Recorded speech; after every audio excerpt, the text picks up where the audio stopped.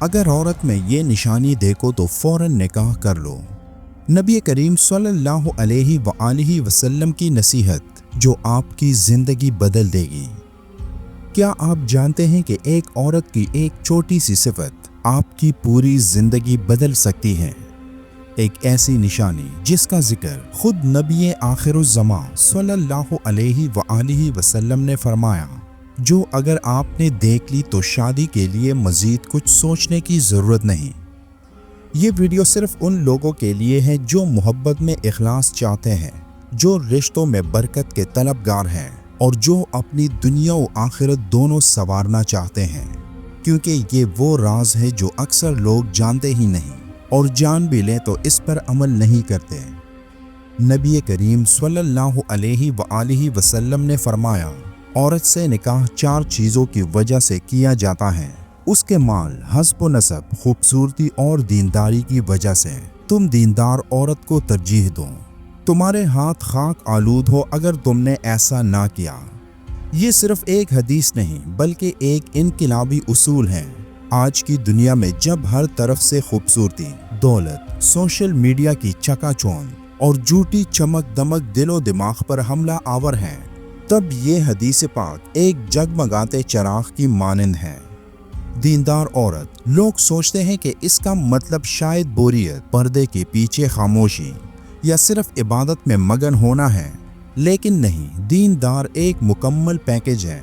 ایک عورت جو نرم دل ہو، با حیا ہو، شوہر کی عزت کرنے والی ہو، بچوں کو قرآن کی روشنی میں سنوارنے والی ہو اور سب سے بڑھ کر اللہ سے ڈرنے والی ہو۔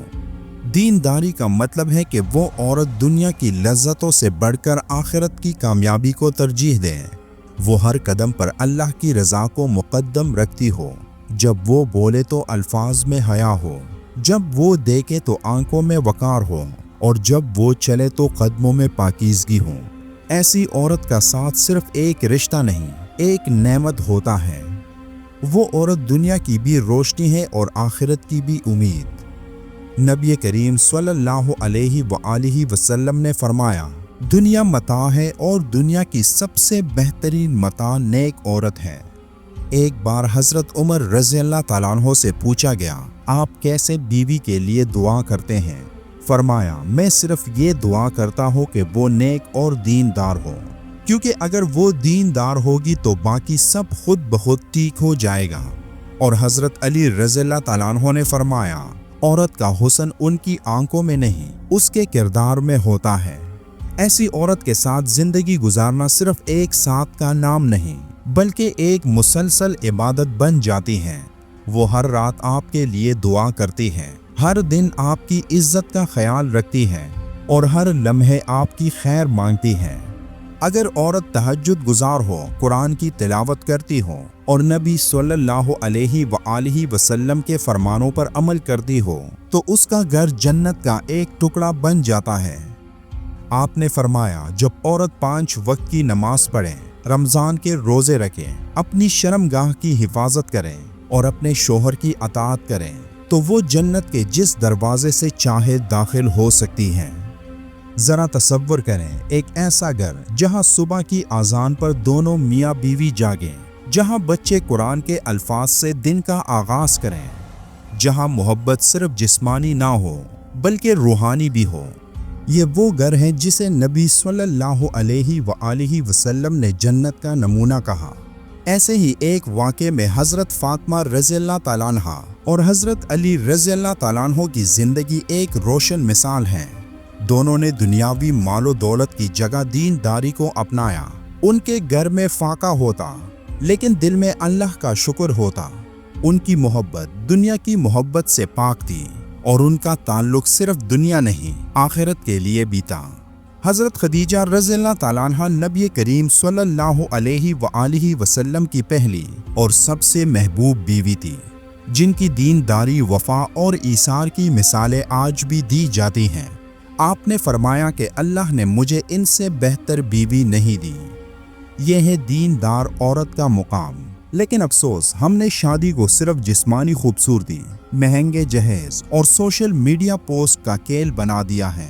ہم نے ان آنکھوں کو نظر انداز کر دیا جن میں اللہ کا خوف جھلکتا ہے، उन जुबानों को फरामोश कर दिया जो सुबह शाम अल्लाह का जिक्र करती हैं, और उन दिलों को कमतर समझा जो दुनिया से ज़्यादा आखिरत की फ़िक्र करते हैं। अगर आप चाहते हैं कि आपकी ज़िंदगी में सुकून हो, मोहब्बत में वफा हो, रिश्तों में गहराई हो, तो सिर्फ एक बात याद रखें, नेक बीवी जन्नत का रास्ता है।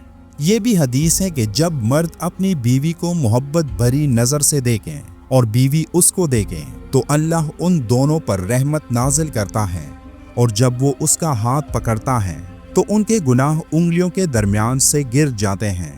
ऐसी औरत से शादी करना सिर्फ खुशी का आगाज़ नहीं, ये नई जिंदगी, नई दुनिया और नई मंजिल का आगाज़ है। अगर कोई औरत दीनदार हो लेकिन वो माली लिहाज से कमज़ोर हो या खूबसूरती में आम हो, तो ये दुनियावी पैमाने हैं। नबी करीम सल्लल्लाहु अलैहि वसल्लम ने इन्हीं पैमानों को रद्द करते हुए फरमाया, दीनदारी को तरजीह दो, तुम्हारे हाथ खाक आलूद हो अगर ऐसा ना किया। लिहाजा जब रिश्ता देखने जाएं तो लिबास नहीं किरदार देखें, चेहरा नहीं तर्ज जिंदगी देखें, माल नहीं नमाज की पाबंदी देखें, खानदान का नाम नहीं दिल का सुकून देखें।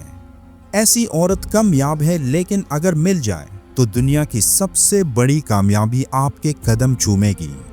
इसके बरक्स आज एक ज़बरदस्त फितना हमारे घरों में दाखिल हो चुका है, जिसे नबी करीम सल्लल्लाहु अलैहि वसल्लम ने देवस का नाम दिया, यानी वो शख्स जो अपने अहलो अयाल और महरम औरतों के बारे में गैरत से खाली हो, यानी उनकी बेहयाई, उरियानी, फहाशी और नाम महरम मर्दों से मेल जोल, ताल्लुकात और हंसी मजाक को देखें लेकिन खामोश रहें, तो वो देवस है।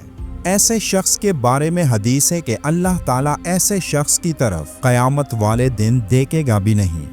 आज फैमिली वीलॉगिंग के नाम पर एक फैशन बन चुका है, जहां बीवियों और बेटियों को लाकर नचाया जाता है और हर तरह की बेगैरती की जाती है। ऐसे ही लोगों के बारे में रसूलुल्लाह सल्लल्लाहु अलैहि वसल्लम ने फरमाया कि 3 तरह के लोग हैं जिनकी तरफ अल्लाह ताला क़यामत के दिन ना देखेगा।